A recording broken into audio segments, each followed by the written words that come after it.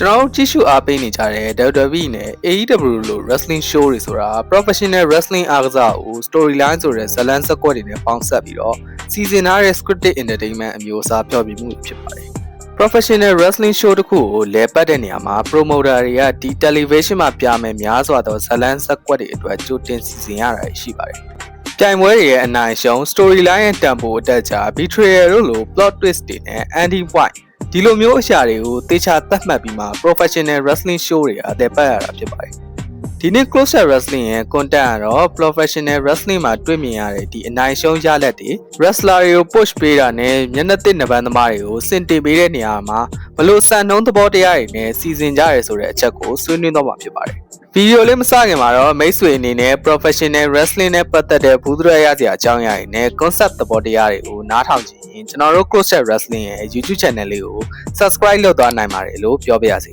။အဲ့တော့စလိုက်ကြအောင်။ professional wrestling ရဲ့ထိပ်တန်းနံပါတ်သမားတွေကိုရွေးချယ်တဲ့နေရာမှာနံပါတ်1အနေနဲ့ကြီးစုရွေးချယ်ကြတဲ့အချက်ကတော့ in-ring reliability ဆိုတဲ့အားကစားစွမ်းရည်ဖြစ်ပါတယ်။ဒီ show ပွဲတွေက sport entertainment ဖြစ်တဲ့အတွက် professional wrestler တယောက်မှာတော့သူရှိသင့်ရှိတတ်တဲ့ wrestling စွမ်းရည်ရတော့ရှိရပါမယ်။ professional wrestler တယောက်က in-ring reliability ကောင်းတဲ့သူတယောက်ဖြစ်သတ်မှတ်ခံရဖို့ဆိုရင်ခွန်အားကြီးတာကျိုးဝိုင်းထဲမှာအကွက်ဆန်းနေပြနိုင်အောင်လုပ်နေတော့မလုံလောက်သေးပါဘူး။ဒီစင်ပေါ်မှာပြိုင်နေတဲ့ကိုယ့်ရဲ့ပြိုင်ဘက်အပေါ်မှာလည်း wrestler တယောက်ကလေးစားမှုရှိရပါမယ်။ pro wrestling အားကစားမှာအနိုင်ရှုံးကိုဆုံးဖြတ်ထားပြီးသားဖြစ်တဲ့အတွက်ကြောင့်မို့လို့ပြိုင်ဆိုင်မဲ့သူတွေချင်းချင်းဒီကျိုးဝိုင်းထဲမှာဘာလုပ်ကြမယ်ဆိုတာကိုအရင်ဆုံးတိုင်ပင်ဆွေးနွေးမှုတွေလုပ်ရပါတယ်။အဲ့နေရာမှာလည်းလူပေါင်းစုံနေရာပေါင်းစုံနိုင်ငံပေါင်းစုံကနံပါတ်သမားတွေနဲ့တွဲပြီးအလုပ်လုပ်နိုင်ရပါမယ်။နောက်တစ်ခုကတော့ဒီ professional wrestling show တွေကအပတ်စဉ်လဲပတ်နေရတာဖြစ်ပါတယ်။ဒါကြောင့်မို့လို့ company တွေက performance ကောင်းကောင်းပြနိုင်တဲ့အပြင်ကိုရောပြိုင်ဘက်ကိုရောထိခိုက်မှုကြီးကြီးမားမားမရှိဘဲနဲ့ပွဲကိုကြည့်ကောင်းအောင်ထိန်းချောင်းသွားနိုင်တဲ့သူတွေကိ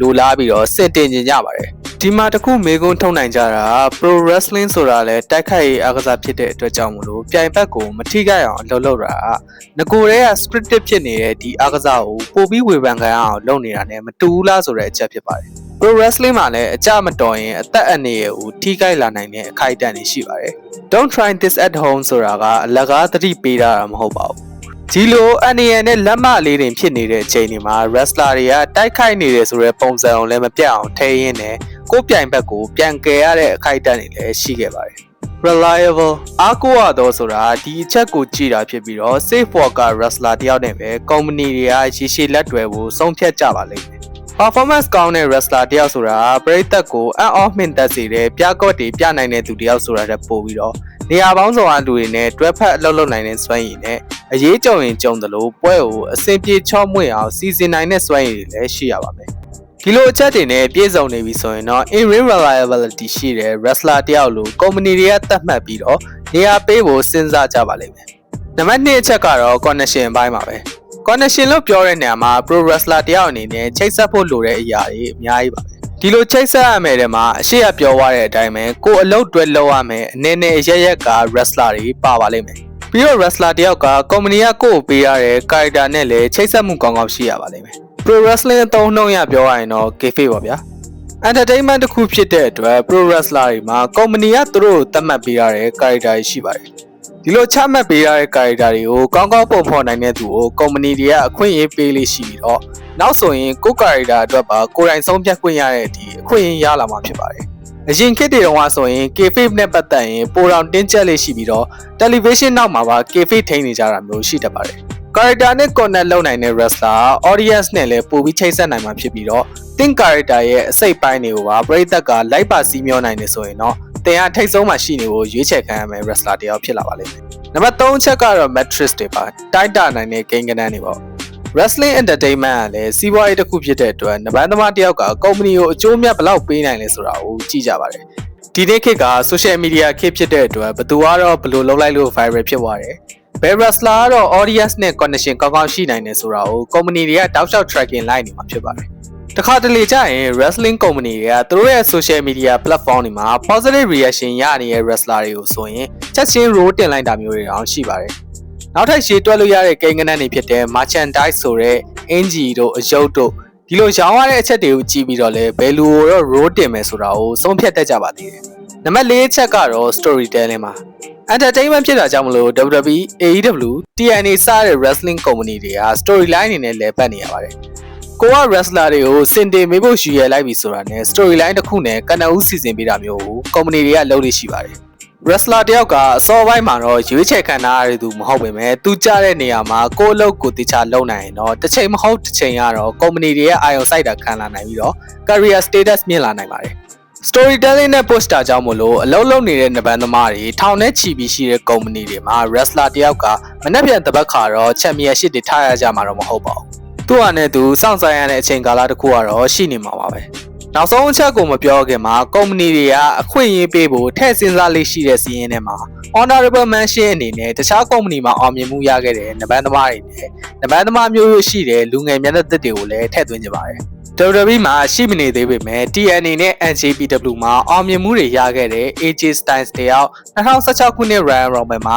WWE ကိုရောက်လာတယ်လို့မျိုး WWE ကနေထွက်ခွာသွားပြီးတော့နဘန်လော့ကတွေကနေအကြာကြီးပြောက်သွားတဲ့ CM Punk တယောက်က AEW Rampage မှာပြန်ပေါ်လာတာလို့မျိုးဒီလိုဖြစ်ရတယ်ဆိုရင်ပရိသတ်တွေတည်ပြီးသား wrestler တယောက်ကိုခေါ်ယူတာပဲမို့လို့ဒီလူတွေချန်ပီယံဖြစ်လာဖို့ဟာအတိုင်းအတာတစ်ခုပဲလိုပါလိမ့်မယ်။တစ်ဖက်မှာလည်း Golden Age ကနာမည်ကြီးနဘန်သမား Bob Orton ရဲ့သား Randy Orton တယောက်က WWE သမိုင်းမှာအငယ်ဆုံး World Champion ဖြစ်လာတာတို့တပန်းမျိုးရိုးကြီးတဲ့ Samoan မျိုးနွယ်စုကလာတဲ့ Roman Reigns ကို WWE ရဲ့ top guy ဖြစ်ဖို့ဦးစားပေးတာတို့ဟာမျိုးရိုးကိုကြီးတဲ့ရွေးချယ်မှုတွေပဲဖြစ်ပါတယ်။အဲ့တော့ wrestler တယောက်ကအရင် company ကအောင်မြင်မှုတွေကြောင့်ပဲဖြစ်ဖြစ်နဘန်မျိုးရိုးရှိနေတဲ့သူတယောက်ဖြစ်နေတာကြောင့်ပဲဖြစ်ဖြစ်ဒီလိုမျိုးကြားထောက်နောက်ခံနေရှိရင်လည်း company ရဲ့ဦးစားပေးတာကိုခံရနိုင်ပါတယ်။နဘန်သမားလောကထဲမှာအောင်မြင်နိုင်ဖို့နောက်ဆုံးနဲ့အရေးကြီးဆုံးချက်ကတော့ professional ဆန်မှုပါပဲ။ဒါကအလုပ်တိုင်းနေရာတိုင်းမှာလိုအပ်ပါတယ်။နဘန်သမားတယောက်ကသူ့ဘာသာသူအရင် company မှာဘလောက်ပဲ championship တွေတင်ထားတဲ့သူဖြစ်ပါစေဒီရောက်လို့ professional ဆက်ဆက်အလုံးမလုံးနိုင်ရင်တော့အလကားပါပဲ။ Pro Wrestling Show တွေကတကမ္ဘာလုံးမှာထုတ်လွှင့်နေတာမလို့ဒီအားကစားရဲ့အစိတ်ပိုင်းတစ်ခုဖြစ်ပြီးဆိုတာနဲ့ public figure တစ်ခုဖြစ်လာမှာဖြစ်ပါတယ်။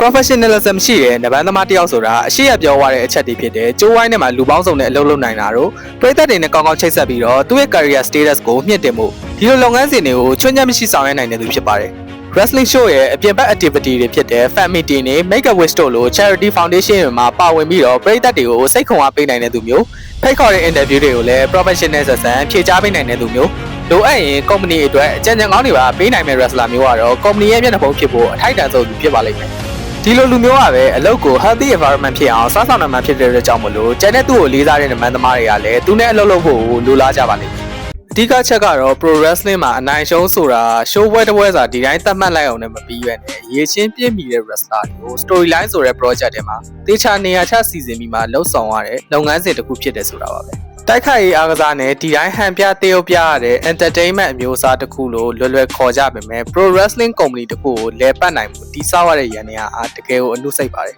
။ဒီနေ့ရဲ့ content မှာကျွန်တော်က pro wrestling မှာအနိုင်ရှုံးနေတဲ့ပတ်သက်ပြီးစီစဉ်တဲ့နေရာကိုသာအဓိကထားပြောရတာဖြစ်ပြီးတော့တခြားအရေးကြီးတဲ့လုပ်ငန်းစဉ်တွေဖြစ်တဲ့ professional wrestler တွေကိုခေါ်ယူလေ့ကျင့်ပေးတာတွေ event organizing တို့လိုမျိုးဒီလို show တွေထုတ်လွှင့်ပြသဖို့အတွက်စီစဉ်ရတဲ့အပိုင်းတွေမပါဝင်သေးပါဘူး။အဲ့ဒီအပိုင်းတွေအတွက်လည်းအချိန်အားရင်အားသလို content video လေးလုပ်ပြီးတော့ကျွန်တော်ဆက်ပြီးတင်ဆက်သွားမှာဖြစ်ပါတယ်။ဗီဒီယိုလေးကိုအဆုံးထိကြည့်ရှုပေးကြတဲ့အတွက်ကျေးဇူးတင်ပါတယ်။မိတ်ဆွေက professional wrestling အားကစားကိုစိတ်ဝင်စားပြီးတော့ဒီ professional wrestling နဲ့ပတ်သက်တဲ့ဘူးဒရာရစရာအကြောင်းအရာတွေနဲ့ concept သဘောတရားတွေကိုပုံမသိချင်နေဆိုရင်တော့ကျွန်တော်တို့ Crochet Wrestling ရဲ့ YouTube channel လေးကို subscribe လုပ်ပေးခဲ့ပြီးတော့အားပေးနိုင်ပါတယ်။နောက်ဗီဒီယိုတွေမှာပြန်ဆောင်ကြတာပေါ့။